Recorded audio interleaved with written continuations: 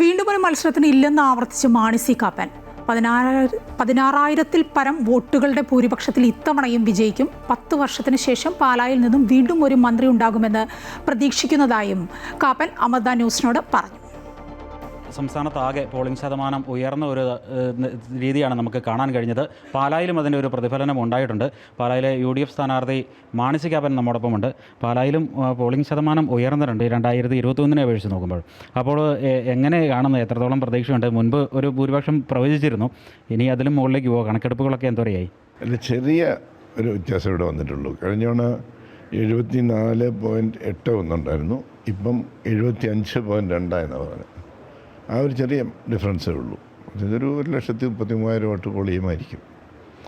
ഈ അവസാനത്തെ 2-3 ദിവസമൊക്കെ ആയപ്പോഴേക്കും മാണി സി കാപ്പൻ വിട്ടു നിൽക്കുന്നു എന്നുള്ള തരത്തിലുള്ള ആരോപണം UDF പ്രവർത്തകർ ഇന്നലെ ബൂത്തുകളിലൊന്നും എത്തിയില്ല എന്നുള്ള ഒരു ആരോപണമൊക്കെ ചില ക്യാമ്പുകളിൽ നിന്നും ഉയർന്നിരുന്നു. ഞങ്ങൾക്ക് ഇവൻറ്റ് മാനേജ്മെൻറ്റ് വരെ കൊണ്ടൊന്നും ഇരുത്തേണ്ടി വന്നിട്ടില്ല. അത് ഇരുത്തിയ ആളുകൾ തന്നെയാണ് ഇത് പറഞ്ഞത്. സ്വാഭാവികമായും ബൂത്ത് കെട്ടിയിട്ട് അവിടെ ഇരിക്കുമ്പം അസാധ്യമായ വെയിലും ചൂടുള്ളപ്പോൾ പ്രവർത്തകർ അങ്ങോട്ടും ഇങ്ങോട്ടും മാറി നിൽക്കും. ഈ ബൂത്ത് കെട്ടലും ഇതൊക്കെ ആർഭാട സത്യത്തിൽ. ഇപ്പം BLOമാർ വീട്ടിൽ കൊണ്ട് സ്ലിപ്പ് കൊടുക്കുന്നുണ്ട്, അത് മതി ധാരാളം. അങ്ങനെ ചിന്തിക്കാനുള്ളൊരു കോമൺ സെൻസ് ഉണ്ടാവണം. ഇപ്പോൾ മാണി സാർ ഇവിടെ ഉണ്ടായിരുന്ന കാലത്ത് മാണി സി കാപ്പനും മാണി സാറും തമ്മിലുള്ള പോരാട്ടം പലതവണ പാല കണ്ടിട്ടുണ്ട്. അതിനുശേഷം ഇപ്പോൾ 2 തവണ ഇപ്പോൾ അദ്ദേഹത്തിൻ്റെ മകനുമായിട്ടുള്ള പോരാട്ടമായിരുന്നു. അപ്പോൾ ഈ പോരാട്ടം കൂടുതൽ വ്യക്തിപരമായി മാറുന്ന ഒരു കാഴ്ചയാണ് നമുക്ക് കാണാൻ കഴിഞ്ഞിട്ടുള്ളത്.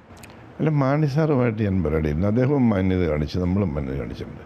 അത് 3 ഇലക്ഷനിലും ഞാൻ പരാജയപ്പെട്ടു. അദ്ദേഹം നടത്തിയിട്ടുള്ള വികസന പ്രവർത്തനങ്ങളിലും അദ്ദേഹം നടത്തിയിട്ടുള്ള എന്ത് പരിപാടികളിലും ഞാൻ ഇൻ്റർഫിയർ ചെയ്യാൻ പോയിട്ടില്ല.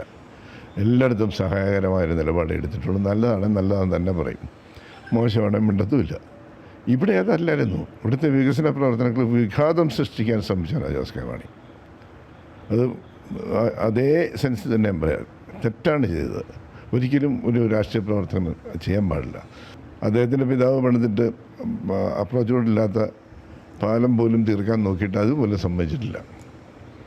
ഇപ്പോൾ ഈ BJPയും പ്രചരണ രംഗത്ത് അല്ലെങ്കിൽ പോരാട്ട രംഗത്ത് വളരെ ശക്തമായി തന്നെ നമ്മൾ എത്ര പറഞ്ഞാലും അവരും ഉണ്ടായിരുന്നു. അപ്പോൾ ഈ തെരഞ്ഞെടുപ്പിൽ ഏറ്റവും കൂടുതൽ ആക്രമണം നേരിടേണ്ടി വന്നത് ഏത് ഭാഗത്തു നിന്നാണ്?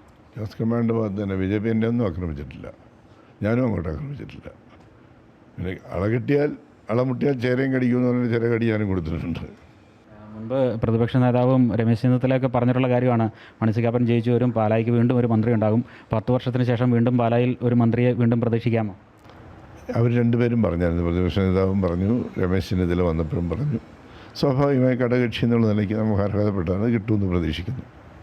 അതേപോലെ തന്നെ തെരഞ്ഞെടുപ്പിന് കളത്തിലേക്ക് ഇറങ്ങുന്നതിന് മുമ്പ് തന്നെ പറഞ്ഞിരുന്നു ഇത് അവസാനത്തെ മത്സരമാണെന്ന്. അങ്ങനെ തന്നെയാണോ? അതിൽ മാറ്റം ഉണ്ടാകുമോ?